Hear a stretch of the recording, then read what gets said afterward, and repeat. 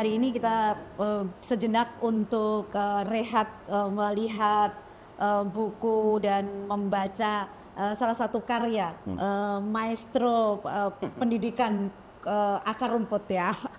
Mas Toto ini orang yang sudah lama berada di akar rumput dan nanti saya akan mencoba berbincang sedikit dengan Mas Toto untuk mengetahui lebih dalam bagaimana kegeramannya yang dituliskan dalam buku Demokrasi Para Perampok. Perkenalkan, saya Wasingatu Zakia. Saya adalah inisiator Desa Anti Politik Uang yang di desa saya sendiri, di Desa Sardono Harjo, kami sudah mulai itu sejak tahun pemilu tahun 2019. Dan saat ini saya adalah Direktur Caksana Institute yang concern pada urusan hukum dan kebijakan publik.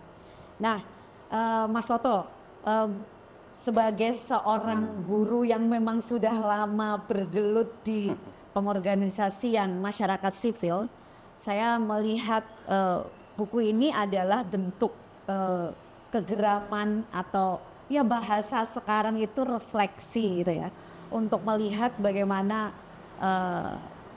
akar persoalan dari demokrasi yang hari ini gitu, kita sedang diaduk-aduk sehingga kita menemui banyak kebuntuan, banyak persoalan.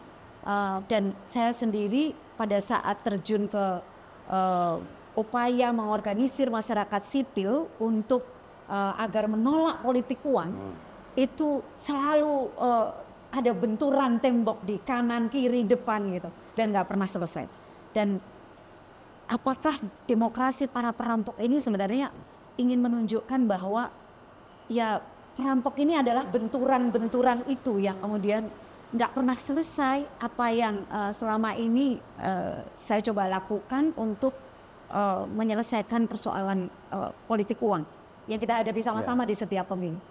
Ya, ini juga saya pertama kali ya mengekspresikan urusan politik, sebenarnya dalam tanda kutip politik praktis ya. Itu baru pertama kali ini sebenarnya, dan saya merasa kayaknya saya bukan tempatnya di situ ya, karena situasinya kayaknya jauh banget dengan apa yang saya pikirkan, apa yang saya kerjakan sehari-hari. Jadi tapi itu tidak memupus saya untuk menuliskan buku ini, karena terus terang aja yang mendorong menurut saya, yang mendorong saya menuliskan ini adalah bukan para politikusnya menurut saya yang membuat saya agak geram ya, tetapi justru para intelektualnya yang agak agak khusus mengomentari atau memperhatikan masalah-masalah politik, terutama yang berkaitan pada elektoral ya. Nah, saya agak seringkali kalau menyaksikan televisi kok itu aja ya yang dibahas ya, tidak pernah membahas urat nadinya ya, tidak pernah membahas basisnya, akarnya ya. Nah itu makanya saya coba untuk mengekspresikan ya, kayaknya harus ditulis nih, daripada mendem gitu ya. Kira-kira itu sih. Jadi ya urusannya itu, kalau saya kan karena basisnya sejak muda itu menekuni popular education ya, menekuni community organizing, selalu yang saya perhatikan adalah pada relasi. Karena kalau kita mau ngomong perubahan sosial, kan ada dua aliran ini. Yang pertama adalah yang alirannya adalah progres. Progres itu ya, oke, kemarin dia penghasilannya 10.000, sekarang meningkat menjadi 20.000, itu yang progres. Nah, kalau saya dan teman-teman saya, alirannya bukan di situ. Yang saya yakini perubahan yang hakiki adalah ketika terjadi perubahan relasi. Artinya di situ bicara soal kuasa kan. Ya. Nah saya kira kalau kita mau membedah politik elektoral ya yang di situ aktornya adalah partai-partai politik. Nah itu biangnya itu udah di situ. Nah saya kira buku ini mencoba untuk membedah itu sebenarnya. Lalu kalau kita mau ngomong relasinya partai politik dengan massa atau rakyat atau apapun namanya, kalau yang sekarang ini disebut konstituen, yang saya terus terang nggak paham apa sih yang dimaksud konstituen. Itu saya tidak menemukan kejelasan kalau menggunakan kacamata community organizing. Oke. Kalau tadi soal relasi kuasa, ini sebenarnya hal yang menarik. Pemilu kita, kalau bicara elektoral, pemilu kita itu kan sebenarnya sudah ada sejak tahun 55. Ya. Artinya ini pengalaman yang cukup lama. Jadi mestinya kalau ada relasi, kalau kemudian partai itu dibentuk gitu, dan kemudian dia harus berada di kekuasaan gitu. Sebenarnya idealnya seperti apa sih relasi yang memang harus dibangun antara partai dengan? Oke, saya malah pengen tanya kamu dulu. Kamu kan sekolahan ya, jadi kalau sekolahan kan mau nggak mau harus baca, harus apa. Saya kan yang saya hidupkan kadang-kadang cuma insting ya. Saya justru pengen tanya ke Zaki, seberapa jauh dari artefaknya Orde Lama itu pemilu tahun 1955 yang konon dianggap pemilu yang cukup oke ya, cukup oke dalam pengertian berjalan dengan baik dan tidak ada apa ya kerusuhan atau bahkan tidak terjadi. Kalau menurut kamu gimana tuh? Mas Toto, saya tahun 55 yang pasti belum lahir ya. Tapi kan ada dokumen lah ya. Tapi saya kira kalau dari bacaan selama ini, gimana saya juga bersekolah di ilmu politik gitu ya. Dari sana kemudian memang kita perlu melihat itu sebagai satu ini Mas Toto. Jadi sebagai satu demokrasi yang ideal ya, secara elektoral. Jadi saya melihat pada zaman itu kan partai-partai politik tumbuh gitu saja ya. Dan artinya ada multi partai dengan ideologi yang bermacam-macam. Partai itu punya ideologi. Bahkan orang itu kan begini, kalau misalnya ini orang-orang yang merasa Muhammadiyah dia akan berada di Masyumi gitu. Orang yang merasa NU ada partai NU gitu kan. Orang yang di wanita Katolik dia ada partai Katolik gitu. Jadi ada partai tempat di mana dia mengeluh artikulasikan apapun lah Nah, yang nasionalis di PNI gitu. Nah, itu jelas saya kira. Nah, hari ini kita memang tidak mendapatkan itu. Nah, dulu saya kalau melihat saya suka membaca beberapa sejarah perempuan. Saya melihat beberapa kelompok perempuan pada saat itu bahkan memilih. Gerwani misalnya, dia ada lebih dulu. Jadi jangan bilang bahwa PKI ada baru membentuk Gerwani. Gerwani itu ada lebih dulu dan kemudian dia baru berafiliasi dengan PKI gitu kira-kira. Sebenarnya underbu aja bukan. Lebih ke hubungan lah. Iya, dia afiliasi. Kemudian Aisyah ya ke Masyumi kira-kira gitu. Muslimat ya ke Partai NU. Nah, itu kan jelas ya. Nah, dari sana bahkan kelompok-kelompok yang pada saat itu, kelompok perempuan yang saat itu memilih untuk tidak berpemilu, memilih tidak menyalurkan demokrasi elektoral, dia tetap titip gitu. Bayangkari misalnya, dia titip. Bayangkari itu istri-istri polisi. Istri polisi itu karena ada aturan polisi itu tidak boleh dan keluarganya kan. Dan keluarganya. Ingat toh, polisi dan keluarganya. Pada situ nggak berpartai. Nah, tapi Bayangkari itu dia titip pasal tentang pembahasan tentang pengadilan anak, peradilan anak dalam hal itu. Karena dia melihat itu jadi hal yang penting. Nggak bisa pengadilan anak itu disamakan dengan pengadilannya orang dewasa. Gitu. Dan itu concern mereka. Ini kan luar biasa. Belum lagi ada istri-istri tentara yang titik tentang pensiunan janda. Nah, pada saat itu kan ada janda-janda mantan yang mantan tentara yang dia terlibat dalam peperangan. Itu kan memang harus mendapat support dari negara. Artinya saat itu ketika partai juga memiliki otoritas ya, memiliki jalur ya katakan jalur khusus kan. Tetapi jelas kan relasinya jelas, juga komitmennya, juga apalagi komitmen dan ya yang jelas relasi yang jelas saat itu adalah terorganisir ya. Dan ini Mas Toto, saya kira ini pengalaman pada saat saya juga pergi ke beberapa tempat untuk berdiskusi dengan partai-partai politik. Di 5 wilayah bersama dengan kemitraan belum lama ini, jadi kami diskusi tentang integritas partai politik.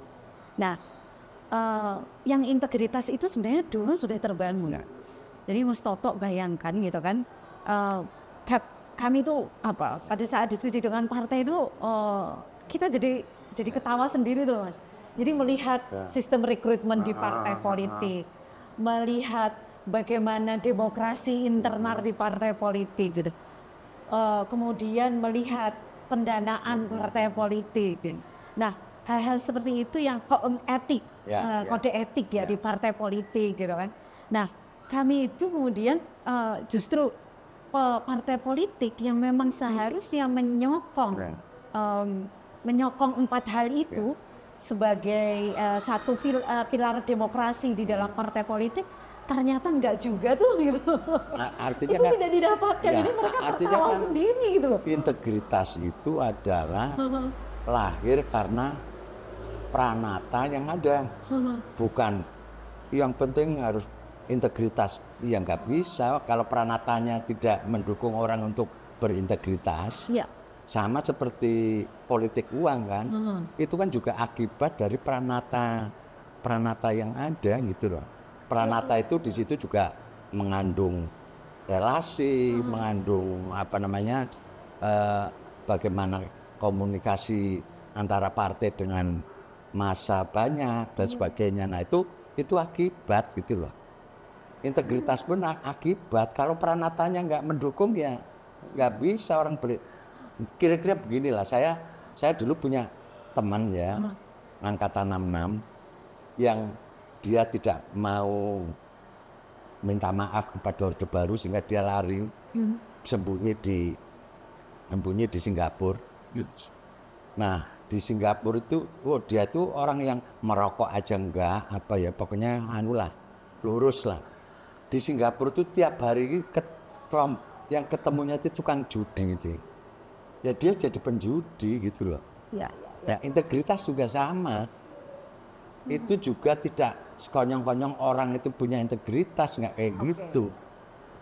Bahwa ada unsur-unsur personal mungkin ya, tetapi yang persentase yang tinggi adalah tadi di peranatanya itu ada apa enggak. Iya, ini kayaknya mau nyampaikan kalau seseorang itu masuk di sistem yang buruk, maka dia akan saya justru akan kembali ke pertanyaanmu yang awal tadi ya, berkaitan pada yang disebut relasi dan apa sih hubungannya partai dengan massa ya. Massanya, yang mungkin kalau pakai background saya sebagai community organizing, sebenarnya community organizing itu kan dilakukan karena konsekuensi dari orang melakukan analisis sosial.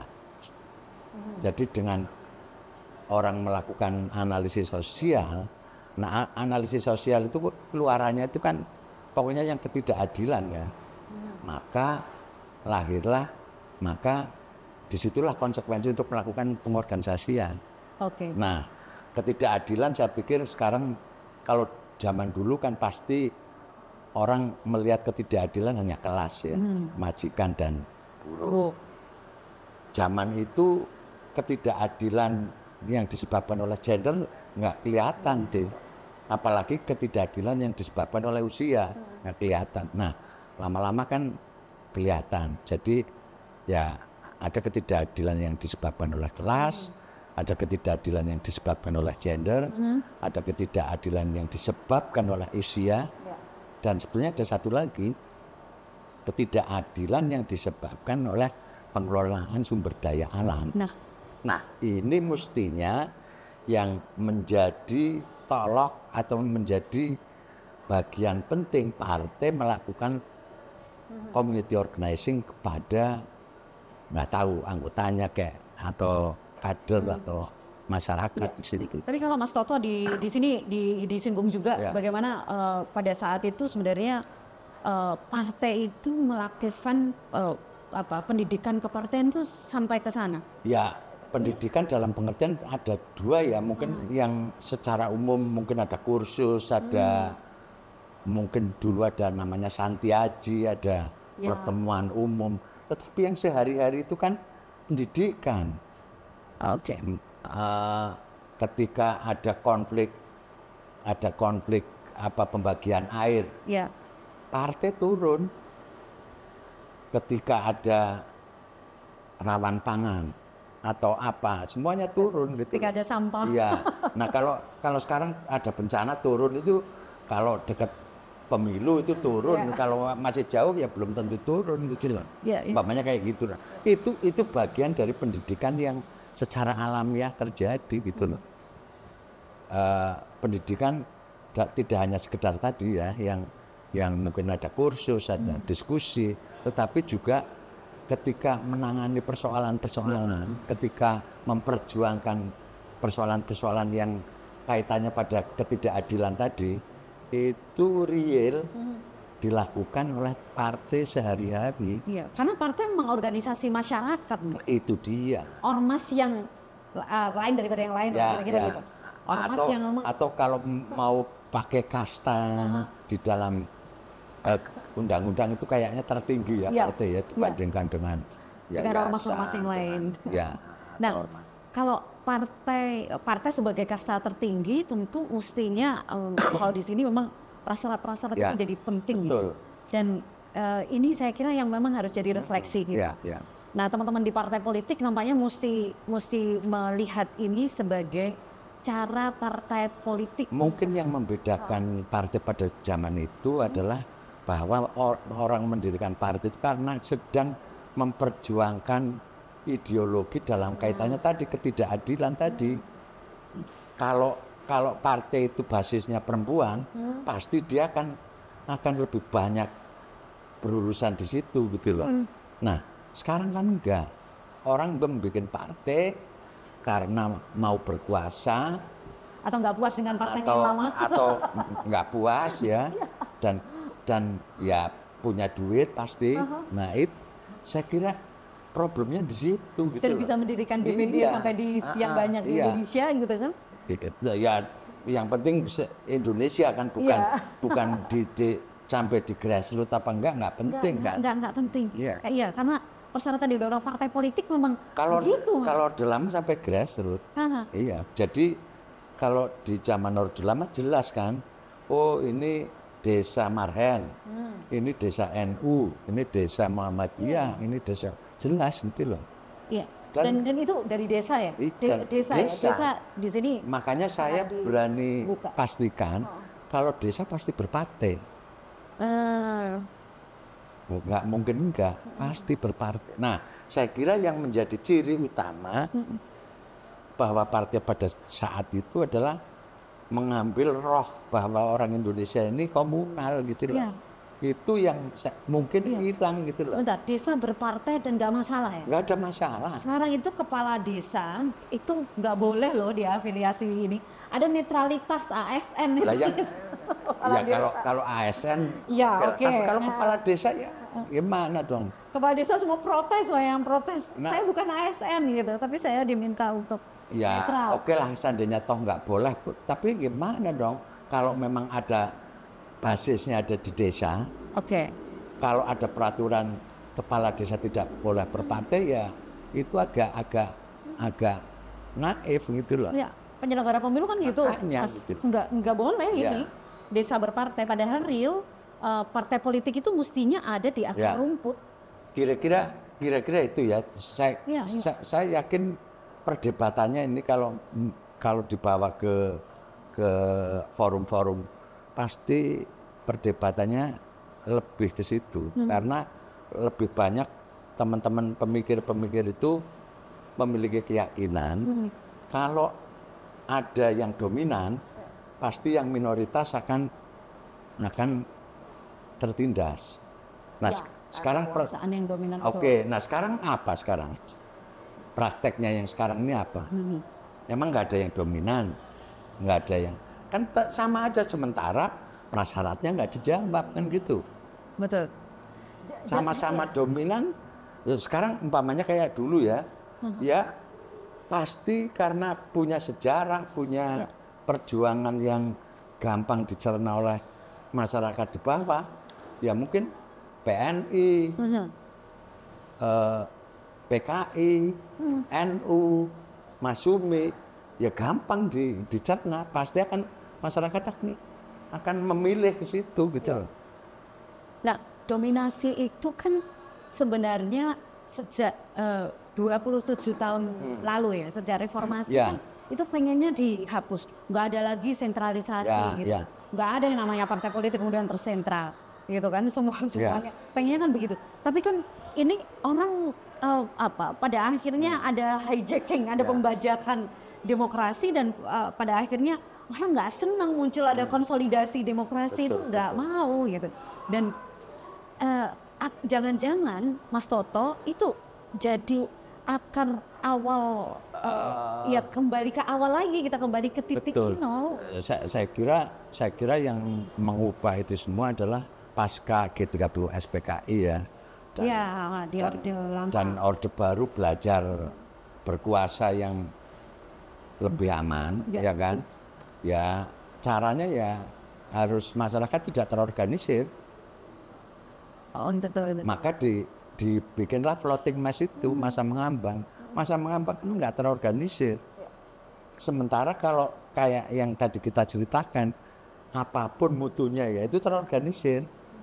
Artinya jelas ada partai, ada yang mengikuti, artinya anggota di situ atau kader atau apapun itu. Karena kan kalau kita kembali pada pendidikan ya, pendidikan politik di sini menggunakan community organizing. Sebenarnya yang diorganisir itu apa sih? Yang diorganisir kan pikiran. Maka disebut pengorganisasian pikiran.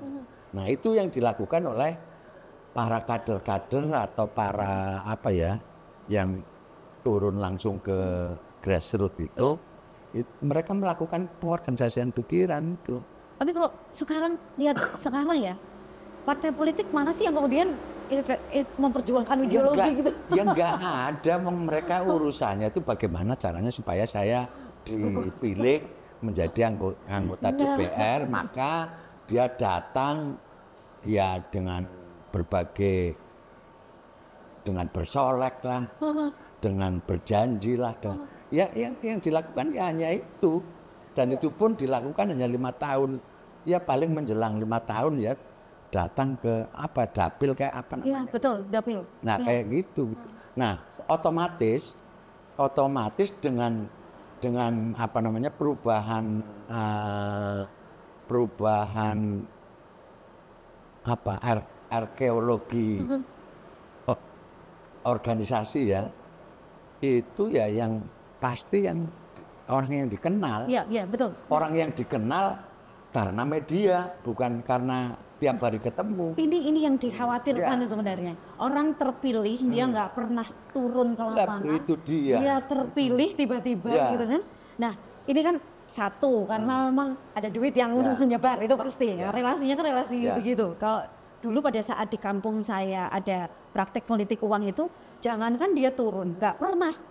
Dia turun, saya tanya dapat duit dari mana, dari si X gitu. Dia pernah ke sini nggak pernah gitu kan. Nah yang begitu, yang ke situ siapa? Ya tim sesnya.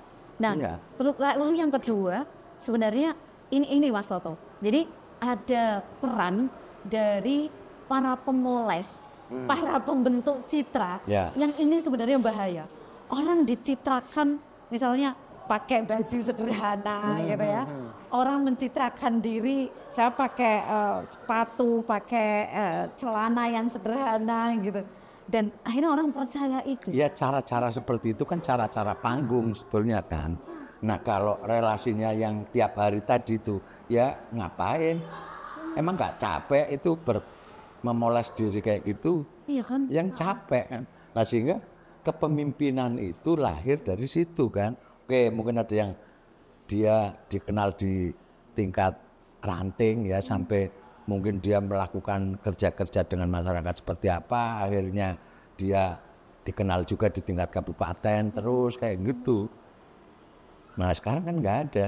Nggak ada. Nggak kenal kita siapa. Betul. Karena jadinya partai ini makin jauh. Iya.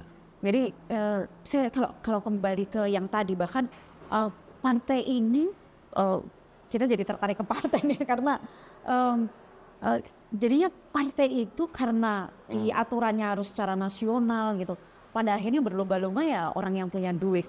Nah orang yang bisa menyokong partai adalah orang yang berduit, bukan orang seperti Mas Toto. Ya artinya kan gini. Di grassroots. Artinya kan sebenarnya kan partai itu mestinya kan menciptakan ekosistem di tingkat grassroots itu ya. Hingga mungkin sampai ke kabupaten, sampai ke provinsi. Nah ekosistem itu apa? Ekosistem ya di situ ada kader, di situ ada selain pengurus ya macam-macam. Nah sehingga orang itu teruji di situ gitu loh.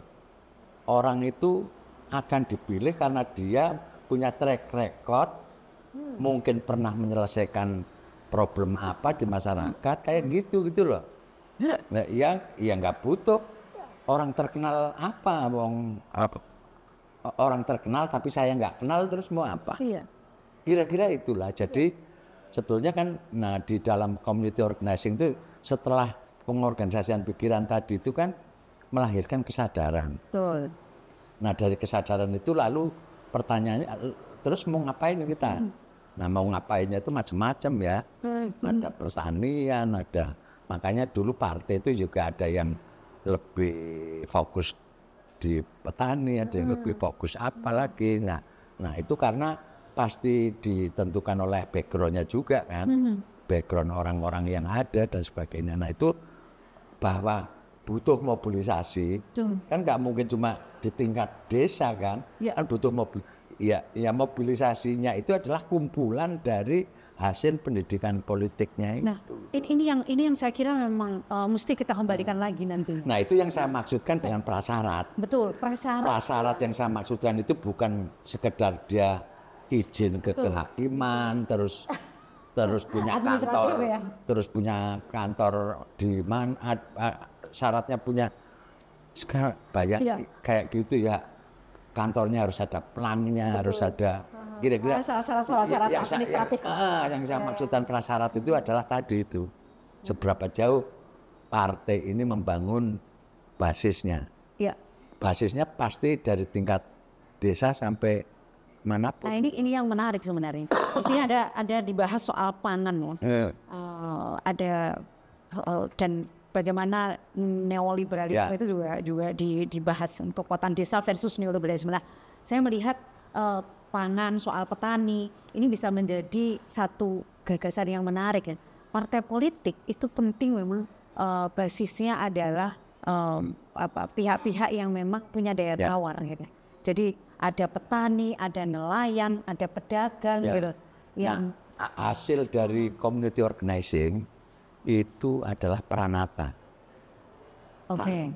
Jadi kalau dalam bahasa hukum itu kan ada konten ya, ada tata laksana, ada culture. Nah sebetulnya ada di dua ini sebenarnya di tata laksana dan culture. Di buku Mas Toto yang itu mengubah kebijakan publik itu kan ada structure of law, ada content of law, ada culture of law gitu. Nah, saya kira partai itu akan harus melahirkan pranata di tingkat manapun gitu loh.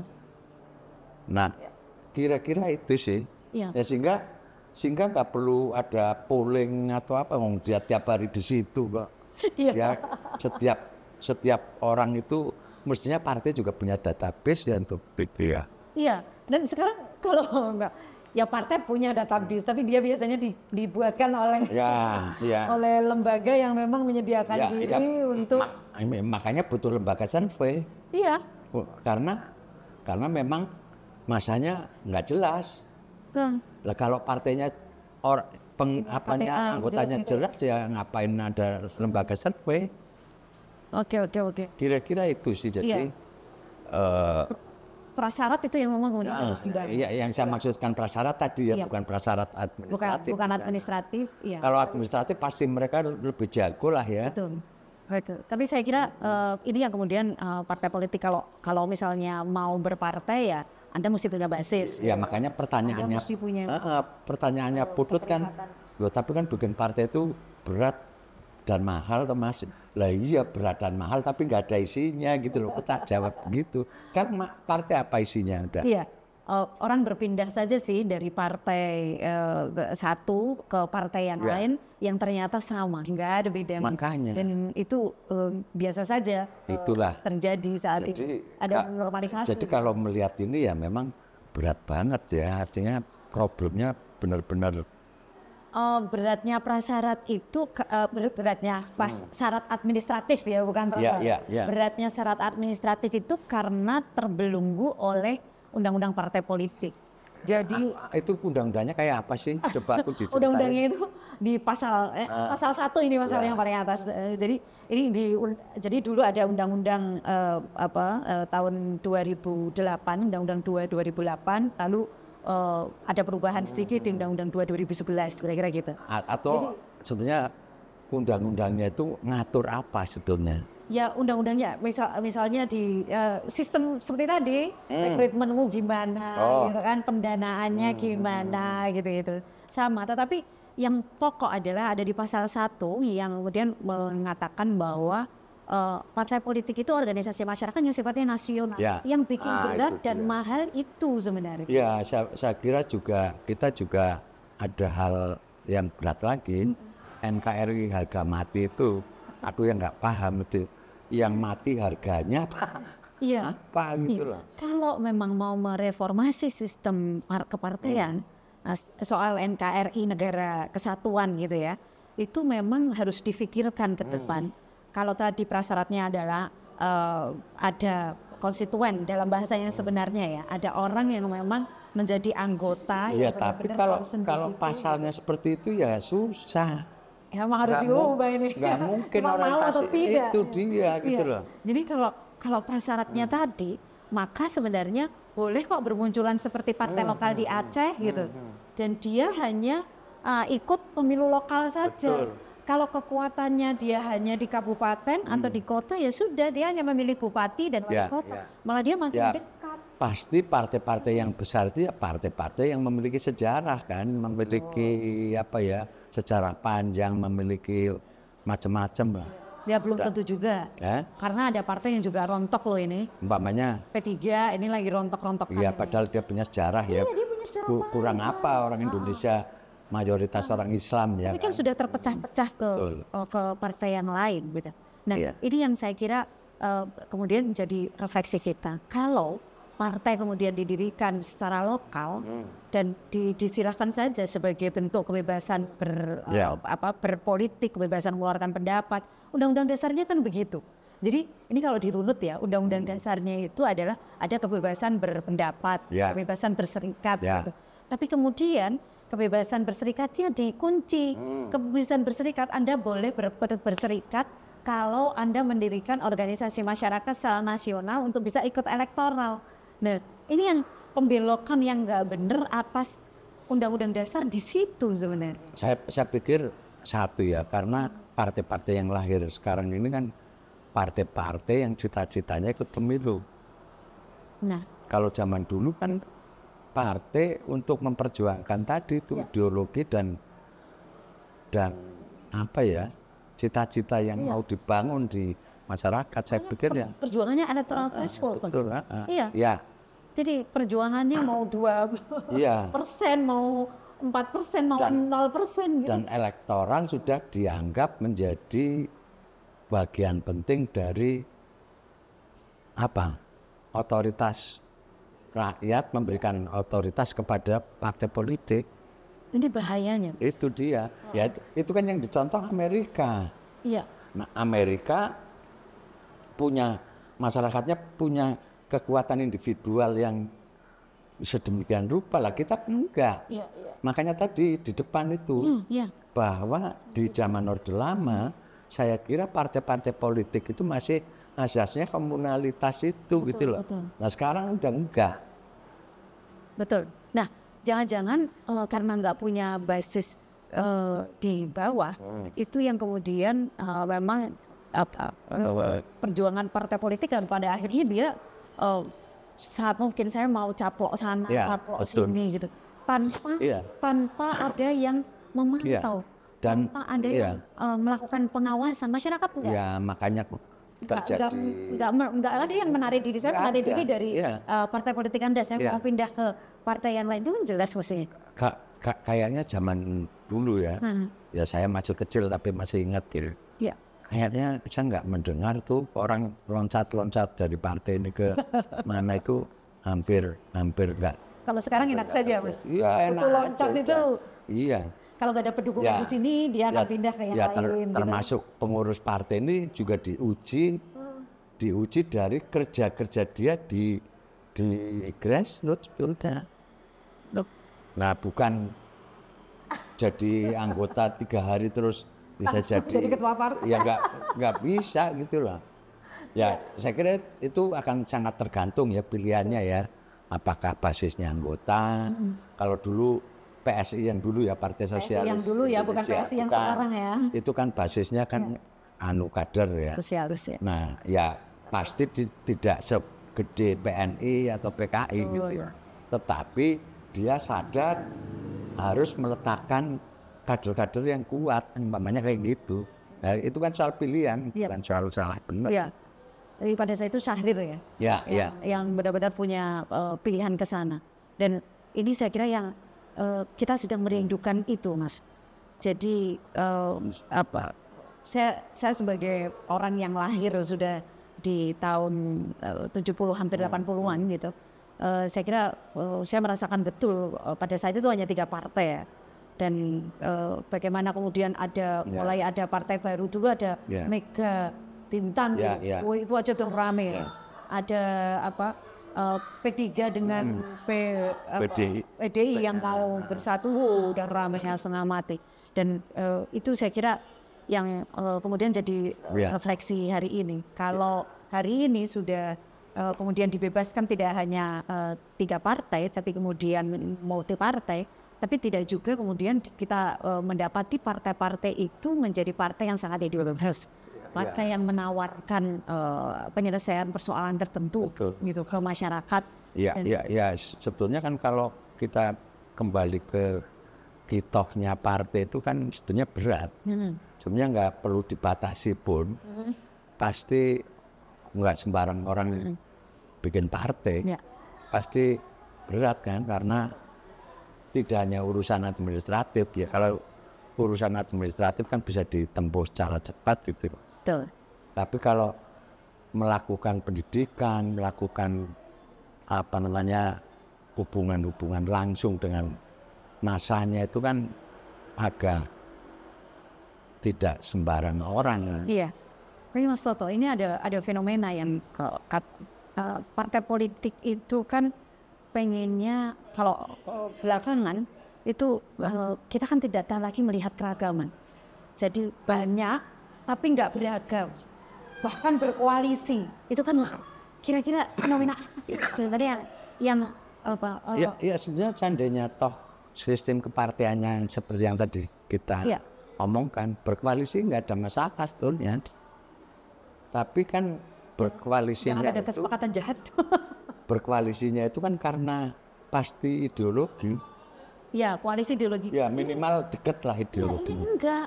Jadi partai yang agamis bisa bersatu dengan partai berkoalisi dengan partai yang nasionalis. Jadi seperti bumi dan langit gitu kira-kira. Ya, saya pikir saya mungkin nitip ya kepada teman-teman yang punya perhatian terhadap dunia politik ya. Menurut saya floating mass itu harus diteliti betul. Ya. Masa mengambang itu harus diteliti betul karena menurut saya tapi butuh diteliti secara detail ya. Karena menurut saya implikasinya itu gila-gila. Ya. Implikasinya tidak hanya di partai politik dan elektoral, tetapi implikasinya juga pada hubungan masyarakat.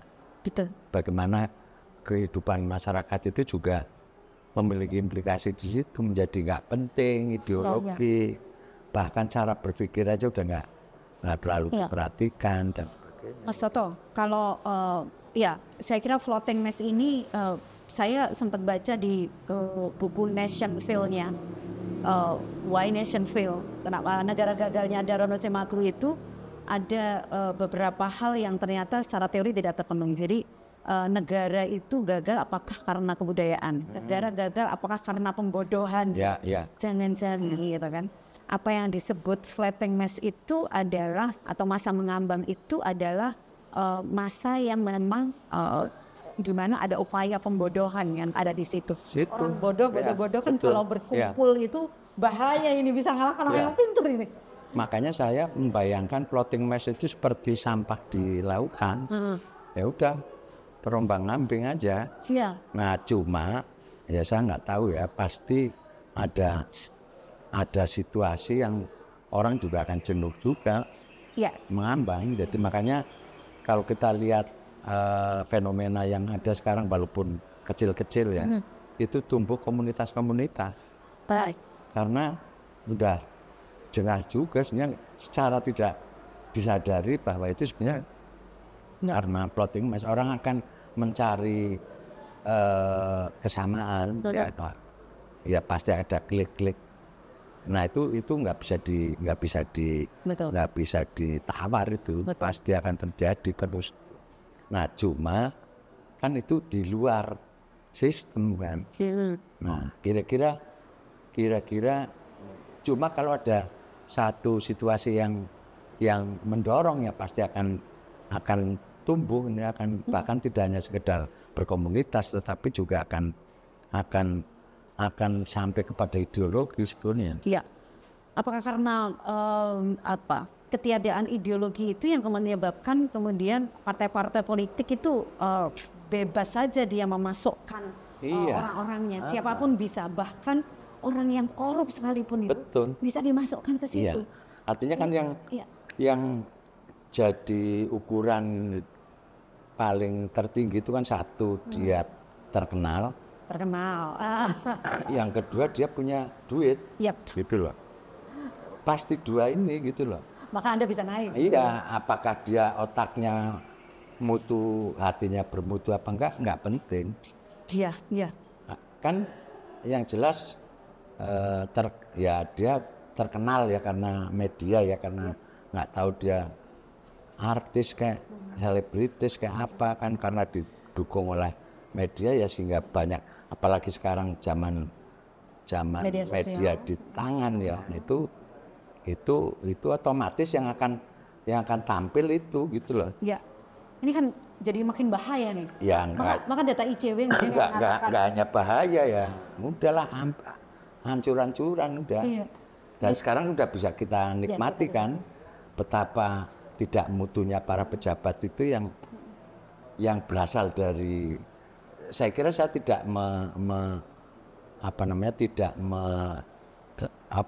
selambah-uyahi gebyah-uyah semua selebritis kayak gitu. Ya tapi ekosistemnya selebritis kan berbeda dengan ekosistemnya. Selebritis beda dengan artis. Betul, ya. Artinya dia memang orang yang memang kemudian harus dikenal lebih dulu dengan cara. Ya pasti orang-orang itu yang punya modal dua tadi itu. Dia terkenal dalam skop nasional ya. Iya. Kalau terkenal hanya di tingkat kelurahan ya enggak. Karena persyaratnya nasional tadi. Gitu. Dan yang satu lagi ada duit gitu. Betul. Apa bedanya dengan pedagang? Karena ini negara ini untuk menjadi partai politik, untuk masuk ke partai politik atau bisa jadi ketua parpol atau masuk ke DPR kan harus jadi pemburu rente. Saya pikir itu kalau kamu ngomong bahayanya di situ. Iya. Karena pasti ini hanya akan jadi aktor-aktor pelengkap penderita sebetulnya. Yang menjadi aktor utamanya ya oligarki itu sebetulnya, karena dia yang memiliki modal lebih besar pasti gitu. Dan itu kalau peranatanya tidak diubah, ya akan terus begitu. Ya, ini kok kayaknya negara kita lagi apes-apesnya ya. Iya. Sudah politik dinasti jalan, Betul. sudah oligarki jalan. Ya, gimana kan ada pemburu rente gitu. sebetulnya dinasti itu juga bagian dari pelengkap penderitanya oligarki sebetulnya. Iya, dia hanya ya kalau lebih kasar lagi ya anulah orang-orang memeti sawah itu sebetulnya yang dipakai oleh oligarki. Iya. Oligarki menggunakan Ya makanya saya tadi bilang saya sebenarnya aku tuh nggak gedek kepada para politisi, politisi tak anggap dia ya tadi orang-orangan aja udah, tapi justru para intelektualnya itu juga memberi baju yang kayaknya kok kayak bener gitu loh. Seolah-olah bener, jadi post truth itu yang kemudian itu dia gitu loh. Jadi sampai bikin survei kepuasan itu emang benar. Ya. Oke lah bisa diskusi. Iya nggak kayak gitulah. Atau yang paling jelas ini. Ya statistik itu nggak untuk kayak gitu menurut saya. Atau yang paling jelas misalnya gini Mas. Mas Toto kalau misalnya jadi calon gitu, fotonya jadi kelihatan berapa tahun lebih muda gitu. Itu salah satu cara untuk memoles sih supaya masyarakat kemudian tertarik dan kemudian membeli dia. Dan itu saya kira yang kemudian jadi persoalan. Nah, makanya ke depan saya kira kalau prasyarat-prasyarat itu bisa dipenuhi, nampaknya sudah sah untuk kemudian kita memulai prosesnya supaya winter ini, musim dingin ini nggak terus-menerus terjadi. Nah, saya justru nggak makin dirampok gitu. Saya pengen ada catatan Anda, karena menurut saya buku ini tidak terlalu lengkap amat ya. Tidak seperti yang kita diskusikan. Mestinya buku ini kan sejak dari tadi itu bagaimana membangun basis, bagaimana partai itu memiliki akar di masyarakat, sampai ke pilihan-pilihannya mau apa gitu ya, mau anggota kayak apa. Karena kan kalau yang baru ini kan istilah konstituen, terus apa lagi? Konstituen itu kan datang baru itu. Betul. Konstituen itu juga anak dari neoliberal. Dulu nggak ada, dulu yang anggota partai. Nah, iya. Jadi intinya ilmunya itu pasar lah, udah ilmu dagang. Jadi ya nggak salah juga kalau di partai politik banyak pedagangnya, karena yang pintar berdagang para pedagang. Kan, gitu. Ya maka di sini ada salah satu bab yang boleh jadi penguasa tapi jangan merangkap jadi pedagang. Itu yang menarik. Dan di berikutnya ini kekuasaan dan kebangkrutan. Jadi sudah berkuasa ada larangan berdagang, dan sudah berkuasa ternyata yang didapatkan adalah kebangkrutan. Jadi apa yang disampaikan saya kira jadi makin jelas. Nah, kalau saya melihat ini Mas, saya kira ini akan memberikan, kalau ditanya soal ini pakai sistem yang akademis atau enggak gitu, prasyarat akademis kira-kira tidak, kalau orang bilang akademis itu apa sih, sistematis gitu. Ini memang kalau terlihat sekilas tidak sistematis, tetapi kita bisa melihat satu poin-poin penting yang memang menjadi prasyarat dari sebuah demokrasi supaya dia memang berhasil lah. Kalau melihat buku Mas Toto ini sebenarnya saya membahasakan secara sederhana itu, Mas Toto mau lihat kalau busuk itu maka selesaikan itu dari akarnya. Jangan hanya dibersihkan daunnya gitu kan. Jangan kemudian ini disemprot atasnya saja gitu. Maka itu tidak akan selesai. Jadi akarnya ada di mana, yang busuk itu yang memang harus Tapi diselesaikan. sayangnya ada kosakata yang di Indonesia itu nasibnya buruk. Gimana nih? Mestinya kan harus radikal kan, iya kan? Radikal itu kan dari akarnya. Dari akarnya. Kan? Tapi dari akar. tiba-tiba radikal itu di apa kalau pakai ilmu bahasa Indonesia itu antara arti harafiahnya dengan itu berbeda kan. Denotasi dan konotasi. Denotasi, ya kan? betul. Kalau denotasinya itu kan radikal itu kan radik kan. Ya. Nah sementara yang lebih berkembang malah konotasinya meninggalkan denotasinya gitu. Radikal, terus apalagi fundamental. Ideologi ya memang harus diperbaiki yang paling fundamen gitu. Yang paling dasar. Iya, yang paling dasar. Dia harus punya ideologi, dia harus punya anggota partai. Betul. Kalau enggak ya sudah cuma ngulang-ngulang aja. Ada relasi yang jelas antara partai politik dengan anggota. Ganti orang lah, ganti orang. Keanggotaan dan pengurus itu memang harus benar-benar, pengurus itu bukan dipilih dari atas, tapi pengurus memang benar-benar dikehendaki oleh akar rumput.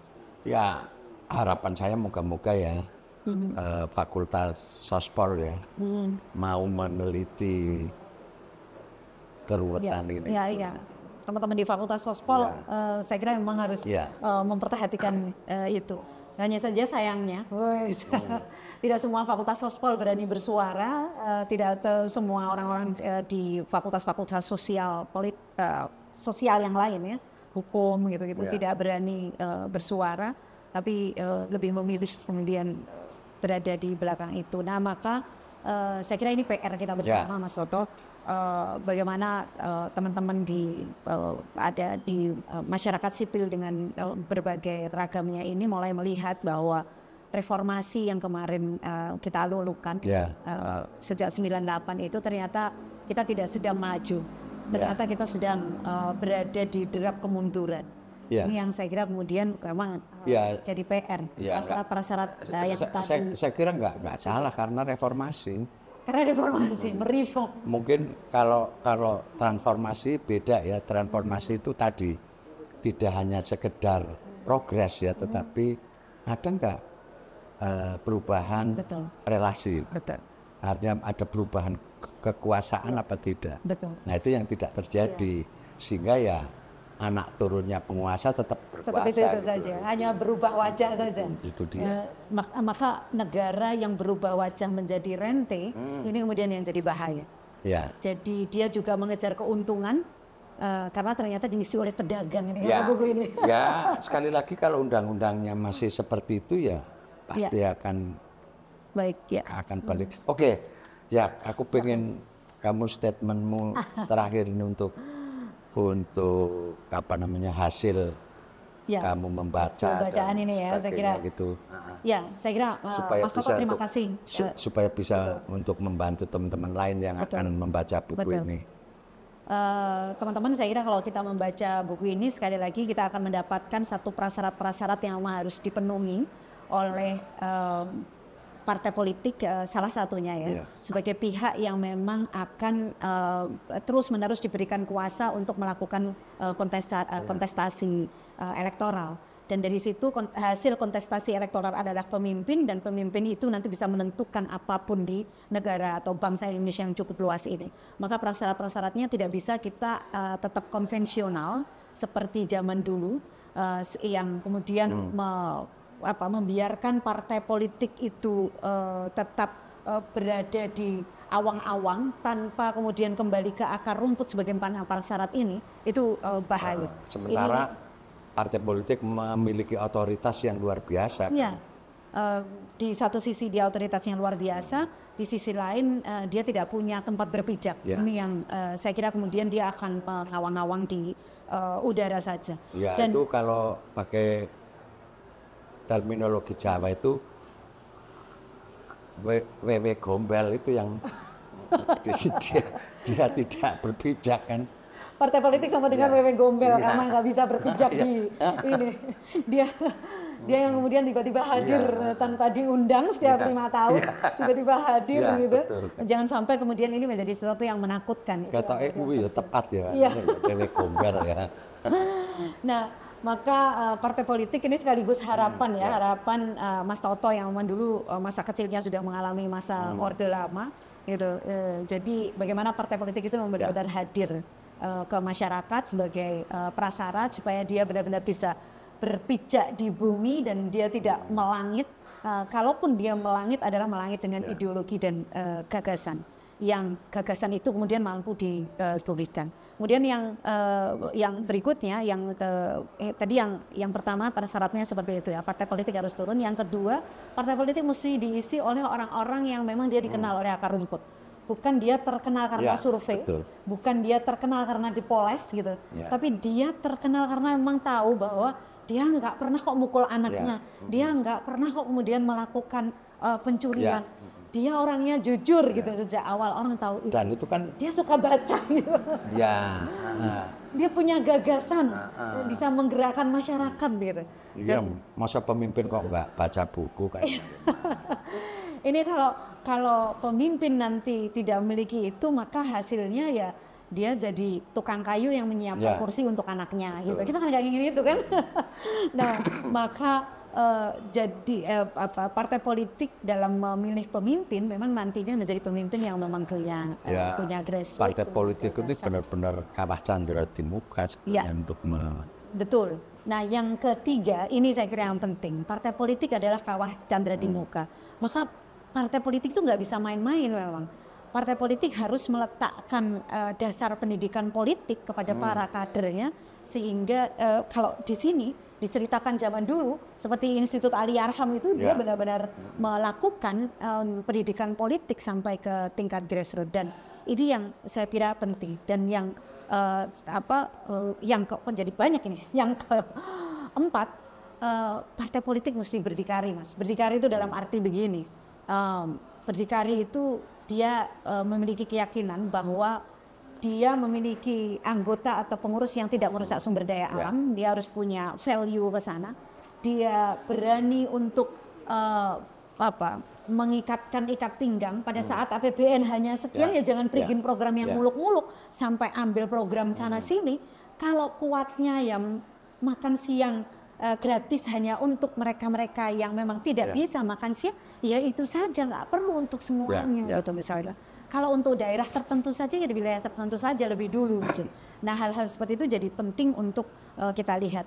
Dia harus, partai politik juga berani berdiri berdasarkan ideologi yang tidak disetir oleh pengusaha, apalagi disetir oleh penguasa.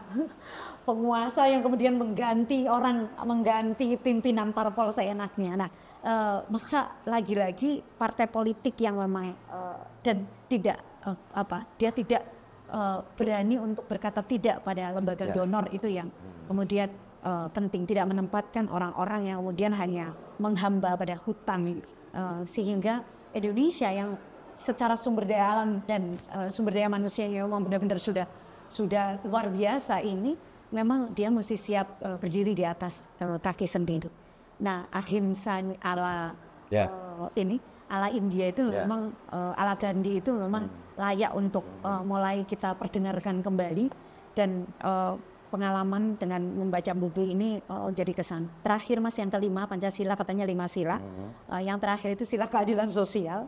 Saya kira berangkat dari bacaan saya kembali ke buku Why Nation Fail, Kenapa Negara Gagal, bukunya Daron Ocemakul itu.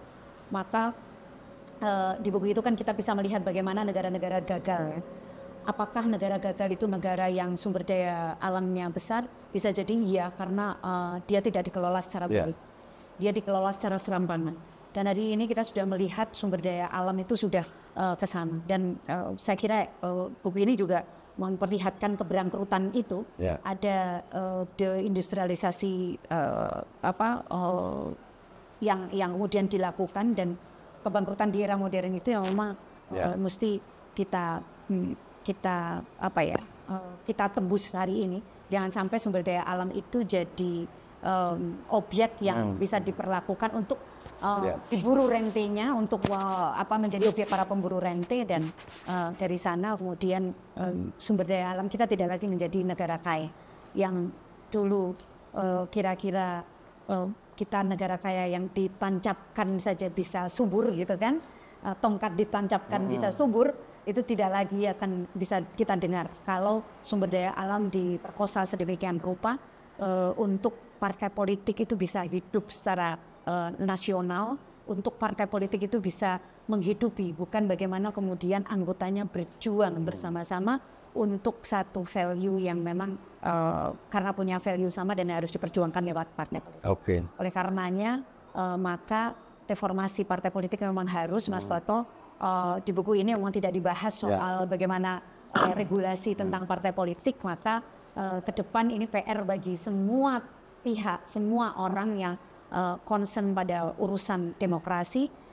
Undang-undang partai politik itu memang sudah selayaknya dilakukan reformasi dan partai politik kembali ke akar rumput, jangan hanya mengejar kekuasaan, jangan hanya mengejar kekayaan atau rente, tetapi kedaulatan kembali ke tangan rakyat. Itu yang saya kira jadi penting, Mas Toto. Aku mesti lengkapi bukunya atau nulis lagi? Harus nulis lagi, diskusi lebih lanjut ke nulis lagi ke prasyarat yang sifatnya memang saat ini sudah banyak dibahas oleh para ahli, Mas. Jadi soal regulasi kan sudah dibahas. Itu yang paling banyak itu. Dan soal keberadaan lembaga-lembaga judiciary yang memang terutama MK dan lain-lain. Terutama floating mass itu nggak pernah digugat sama sekali. Oke, yang terakhir kalau saya gini, semestinya kalau partai politik itu melakukan pendidikan politik kepada rakyat ya, kepada masanya, itu bukan penaklukan, tapi kalau pinjam Freire itu ya penyadaran sebenarnya kan. Kalau penaklukan otomatis yang akan ada di situ pasti orang-orang yang ditakuti.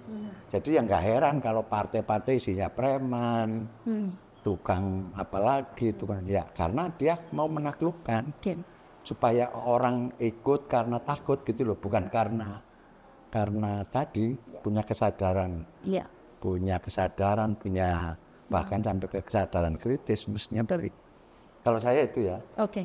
Terima kasih banyak untuk gagasannya. Bukan lagi penundukan, bukan lagi penaklukan, tetapi kesadaran. Dan buku ini sudah membangun kesadaran kita, mengajak Mas Toto mengajak kita untuk makin sadar bahwa prasyarat untuk menjadi partai politik, prasyarat untuk berkuasa itu tidak sekedar berkuasa. Jadi kamu nggak perlu repot-repot lagi urusan kampanye politik uang ya. Kalau saya sebaliknya, nggak bisa kalau ini nggak berubah. Ya harus bayar, enak aja. Harus bayar tuh. Ke depan harapannya begitu, Mas. Kalau prasyarat itu terpenuhi, maka politik uang sudah nggak ada lagi. Saya nggak repot lagi untuk kampanye desa anti politik uang. Jadi tidak perlu lagi. Besok kamu malah berhadapan sama aku kampanyenya, partai politik mesti bayar tuh, enak aja lu datang 5 tahun sekali nggak ngasih apa-apa sama. Kira-kira begitu ya. Kayaknya kita harus sejalan, Mas. Tidak lagi saya mengkampanyekan politik uang kalau partai politik memang tidak berubah. Tidak berubah. Jadi kalau partai politik sudah punya prasyarat itu, maka kita jamin nggak ada lagi politik uang. Nggak ada. Karena antara itu nanti akan nggak perlu Bawaslu, dia akan diawasi oleh anggota. Diawasi oleh anggota partai politik. Jadi kita makin murah. Terima kasih banyak, sampai jumpa. Terima kasih. Sampai ketemu di buku yang lain. Karena di sinilah gagasan itu ada. Terima kasih. Assalamualaikum warahmatullahi wabarakatuh.